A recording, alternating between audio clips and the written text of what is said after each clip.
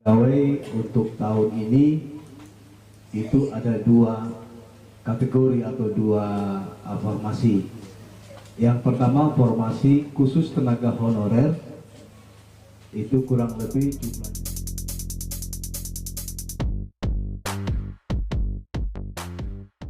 A itu berarti berjasa SMA. Jadi mohon nanti di teman-teman desa, karena gaji sudah sama dengan pegawai golongan 2A ya, 2.450.000 ya, kepala kampung, sekretaris, kaur 2 juta. Kemudian ada Pak RT juga. Jadi honor untuk sementara ini belum naik karena ADD kita, alokasi dana desa dari kabupaten, seperti tadi disampaikan oleh Pak Inspektur, karena COVID jadi anggaran semua dipangkas sehingga tidak ada penambahan honor aparat. Tapi kalau lihat dari standar yang secara nasional, kita sebenarnya masih baik.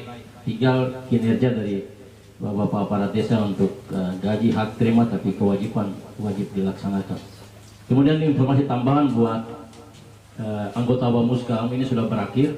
Harap segera proses pemilihan anggota Bamuskam, paling lambat 31 Maret. Karena itu sudah proses dilakukan, karena desa-desa yang sudah dilantik perlu ada dibantu oleh Bamuskam. Sementara di Roswar ini ada satu kampung yang lagi persiapan untuk pemilihan, itu Nordiwar.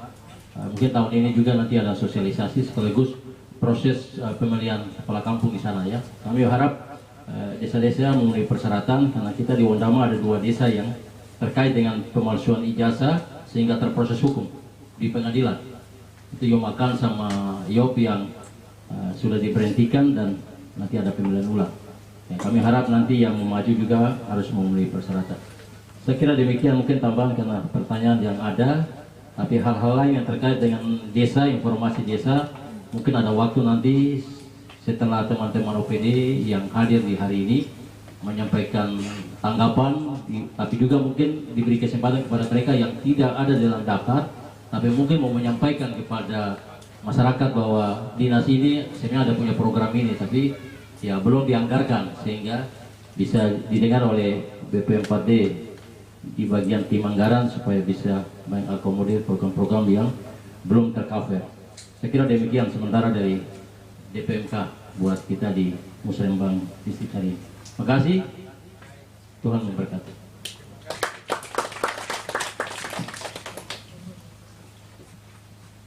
Selanjutnya kami beri waktu kepada Bapak Kepala BKPSDM, karena di sini ya terkait dengan usulan Kopel Buruh, kira-kira ada beberapa pegawai yang akan ditempatkan di sini terkait dengan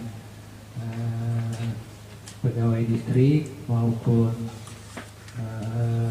perawat dan guru. Mungkin bisa memberikan gambaran, walaupun di usulan belum ada yang terkait secara langsung. Waktu kami berikan.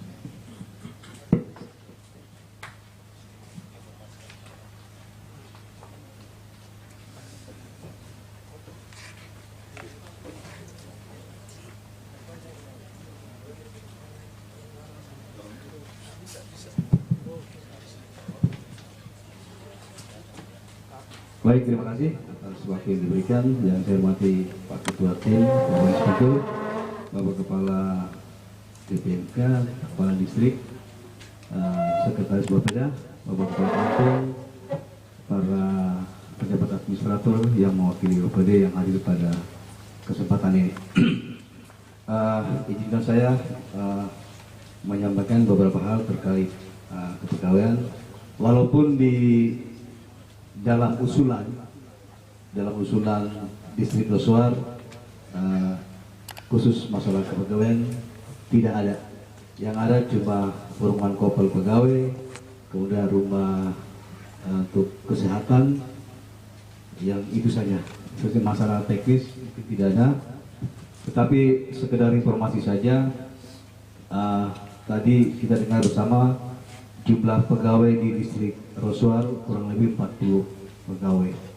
Itu terbagi dari tenaga guru, tenaga kesehatan, juga pegawai distrik.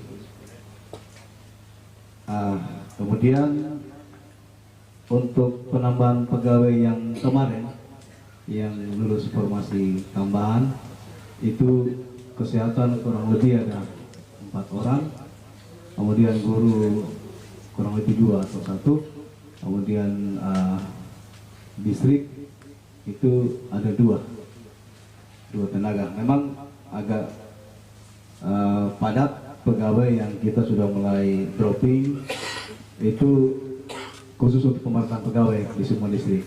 Kita melihat bahwa kalau distrik ini kita kasih banyak pegawai, otomatis pemerintahan di tingkat distrik, pelayanan juga, bidang kesehatan, guru pasti lebih berkembang daripada tahun-tahun sebelumnya. Jadi ini pemerintahan pegawai untuk seluruh distrik. Jadi tidak terfokus kepada OPD yang ada di kabupaten. Dan kami sekarang lebih dorong untuk kualitas, kuantitas juga pegawai di tingkat distrik. Lalu informasi terkait kepegawaian yang saat ini cukup panas, yaitu tentang penerimaan tenaga honorer.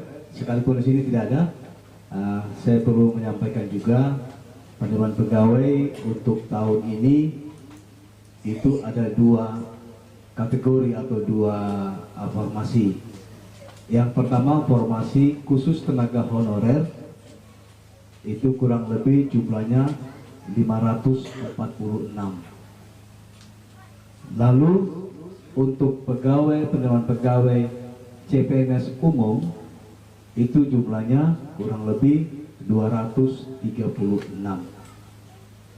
Jadi total penerimaan untuk tahun ini sebanyak 782 CPNS yang akan direkrut untuk mengisi seluruh OPD, seluruh distrik, baik itu pelayanan publik seperti kesehatan dan juga guru. Dari formasi honorer yang jumlahnya 546 itu terbagi 2 lagi. Yang usianya lebih dari 35 tahun itu sekarang ada PP 49 tentang pegawai pemerintah dengan perjanjian kerja akan dimasukkan seperti tenaga guru yang kemarin sudah tes itu dalam formasi P3K bagi mereka yang usianya lebih dari 35 tahun. Honorer yang usianya di bawah 35 tahun itu nanti diangkat menjadi CPNS, menjadi pegawai negeri sipil nantinya. Itu masuk dalam PNS.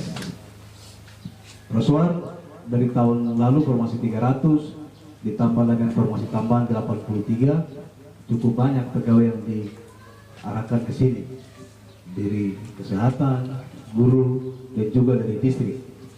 Jadi 383 pegawai di Roswar itu cukup banyak, melengkapi unit-unit pelayanan yang ada di sini, baik teknis maupun non teknis. Jadi informasi ini akan dipastikan ketika pengumuman kami sudah edarkan lewat distrik, lewat OPD, dan juga lewat media-media cetak yang resmi. Ketika diumumkan berarti pegawai honorer yang sudah lama-lama boleh mendaftarkan diri ikut tes untuk menjadi P3K atau menjadi CPNS yang tadi saya sebutkan. Jadi ini informasi untuk Bapak Ibu sekalian yang punya anak-anak atau yang punya pegawai honor atau punya anak yang baru pulang kuliah, sangat kita tunggu karena membangun dari kampung untuk kepentingan kampung juga untuk masyarakat. Siapa yang membangun lagi kalau bukan kita dari kampung sendiri? Demikian dari saya itu penyampaian sedikit teknis tentang kepegawaian, kurang lebih mohon dimaafkan. Waktu saya kembalikan. Terima kasih Bapak Kepala PKPSDM yang memberikan beberapa informasi terkait dengan kepegawaian, terkait dengan honorer, guru, PNS maupun tenaga kesehatan dan pegawai